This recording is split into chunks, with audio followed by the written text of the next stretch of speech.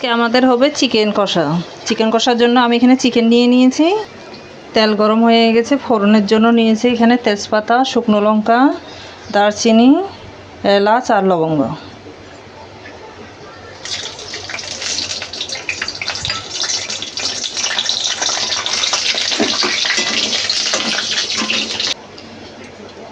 এবার দিয়ে দেবো কেটে রাখা পেঁয়াজ।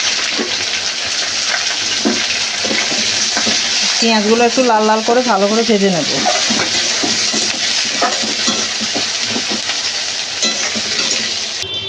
পেঁয়াজটা ভাজা হতে হতে আমি এখানে একটা মশলা বানিয়ে নিই। প্রথমে দেবো লাল লঙ্কার গুঁড়ো, তারপর হলুদ গুঁড়ো, জিরার গুঁড়ো আর ধনিয়ার গুঁড়ো।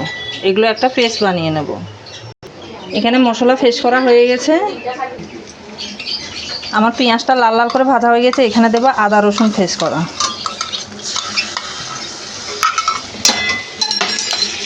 এটা ভালো করে এবার কষিয়ে নেব। ফ্রেশ করে রাখা টমেটোগুলো দিয়ে দেবো, দিয়ে এটা ভালো করে কষিয়ে নেব।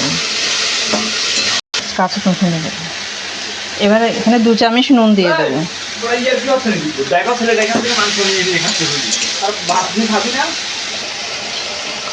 আদা রসুন কষানো হয়ে গেছে। এবার ফ্রেশ করে রাখা মশলাগুলো দিয়ে দেবো।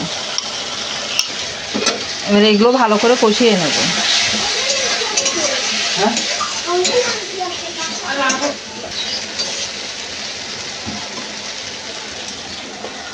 আমার মশলার থেকে তেল ঝরে গেছে। এবার কেটে রাখা চিকেনগুলো দিয়ে দেবো।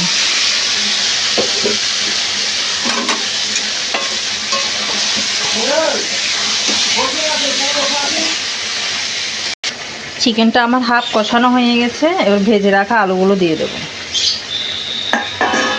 আলুগুলো দিয়ে আরও 5 মিনিট কষিয়ে নেব।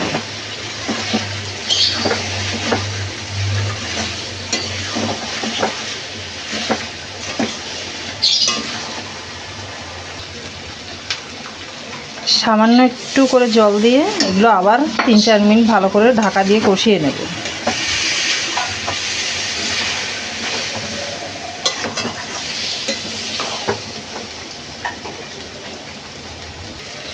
আমার চিকেন কষা হয়ে গেছে। গরম মশলা দিয়ে এবার নামিয়ে নেব।